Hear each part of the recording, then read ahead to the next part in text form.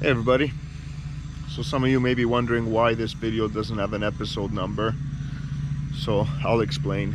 As you see in the bottom corner here, the last episode took us from Simcoe across the Trent out to Lock 45, where I signed out, and then I continued for a couple hours north on Georgian Bay to the next destination to shoot the next adventures. Now that was Franklin Island, and we spent a weekend up there catching some great bass, great exploring, some funny moments, getting our sea-doo stuck on rocks and everything, name it. It was quite fun, even with those high winds and getting stuck in some of the channels because of the 2-meter swells. It was quite entertaining. So I brought it home, spent like 20 hours editing everything. It was a multiple part series, and then stupid me, I forgot to back everything up. Lesson learned. And I lost everything, so was able to salvage 2 clips, but what could I do? Can't cry over spilled milk, right? So yeah, we basically went fishing, caught some good bass. First cast of the day actually was a half decent bass. I don't know, maybe 5 pounds, I don't know, I didn't have a scale with me, but actually luckily enough I was able to salvage that clip from the other memory card. So I'm gonna sit here, keep casting. You check out that clip of that bass first cast on the tube jig, and it was still the catch of the day. So check that out, and I'll see you guys in a few seconds.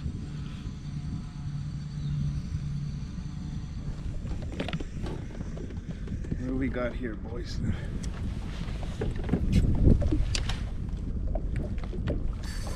Ooh. Yeah, that's a bass. First cast with the tube jig. Holy shit. I hate this net, but that's my own fault. I told myself I need to that's a football. Holy crap. That's, well, broke my Simcoe record for the year. First cast. Look at the belly on that guy. Wow. I don't have my camera. I think I left it at the slate. Look at that, guys. Tube jig.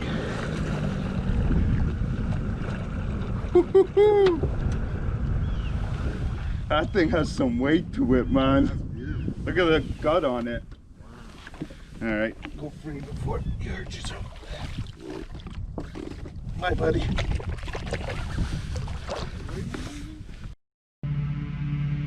Hey everybody, welcome back. Hope you enjoyed that bass clip. I know they get bigger in there, but that's not a bad way to start off a day. First cast with that tube jig, boom, and away you go. Caught a whole bunch of them, but that was the biggest one. It was rainy, but when you're catching, the rain doesn't really matter, does it? Even that area we were fishing, the map or the chart plotter doesn't show open water to get in there, but because the water levels were up, we were able to find a way to squeeze our sea-doos in very carefully, and we ended up camping there, fishing there, and it kept us protected from those high winds from the back end of that hurricane that crossed the states or whatever, getting like 2-meter swells out on Georgian Bay. We tried to even get out and we couldn't, which was also awesome footage, but unfortunately that's gone.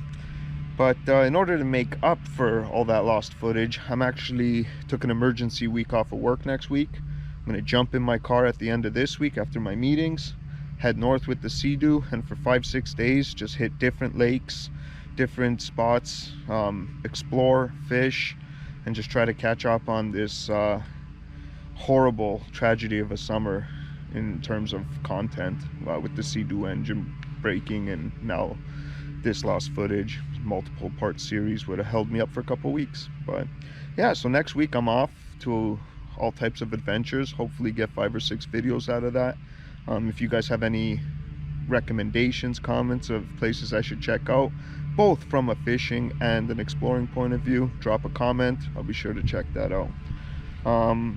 Moving on, I do got some crazy story to tell you at the end, safety and drowning and the importance of life jackets. But before we get to that, one of the other clips I was able to salvage from a different memory card was the drone footage. So here's a quick rough edit of that drone footage from Franklin Island.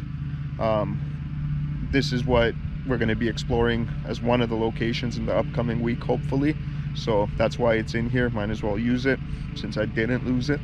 And check that out over the next minute or two. I'm gonna sit right here and check back in when it's done, and we'll move on to the next little bit of this video. So see you in a few minutes.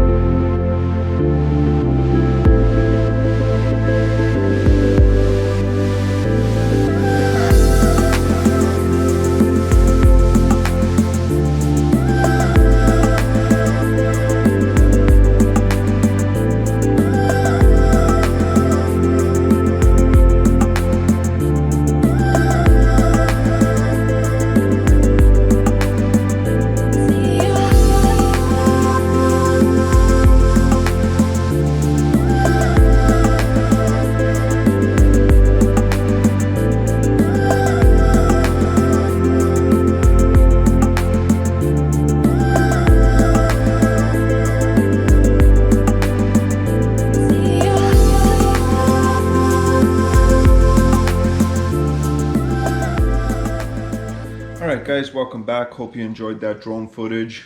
Beautiful place. It's a shame I lost all the rest of that, but like I said, I'm going to make an effort to try to get back up there next week and try to shoot some of it again. Beautiful area. The weather's cooperating even better. But yeah, moving on to the last part of this video, life jackets and tethering your key to your life jacket. I always do it. It's what you're supposed to do. But yesterday I learned the reason why we do it. I was having fun on the lake. Was trying to jump over some of the swells on Simcoe. It was quite rough out there. Nothing major, not trying to get 10 feet of air and fly, but just a few jumps for a few shots. Unfortunately, there was some water droplet on the lens, so I had to crop the photos a bit. So I didn't get any good pics of me fully out of the water. But check right here, as you see, there's some half decent pics. Not bad anyways. But after all of that, I was soaking wet, which then minimized my grip, I'm gonna say. Plus I wasn't wearing my gloves. Was trying to cut back to the river so I could get home and change out of the wet clothes. And I wasn't jumping or anything, but I was going with the swells, trying to get over them. Anybody that knows Simcoe knows that you could get hit by a sideways wave at any time. Well, coming back down, I hit one sideways and completely catapulted me off the machine. I think I was in the air for a few seconds because I recall thinking, how come I'm not in the water yet? So for that thought to process, I would assume I was in the air for a couple seconds. By the time I came back above water, my seadoo was quickly blowing away.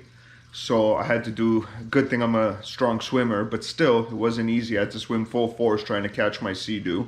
Luckily the key was attached to me, so the unit died. Otherwise I would have been in 50-foot water, middle of nowhere, not a busy lake, and be stuck. Hence why the life jacket saved my life, because it kept me afloat. Didn't have to think about that. Got back to the seadoo, took my breath for a couple minutes, and then got my butt home to change. But shows you the importance of wearing the life jacket and following all safety rules. But that's about it for this video. Sorry it wasn't the next episode as expected, but we got some big episodes coming in the very near future with the trip we have planned. But for now, thanks as always for watching. Just wanted to give you guys a little breakdown, and we'll see you on the next adventure. Now I gotta feed this guy. Peace.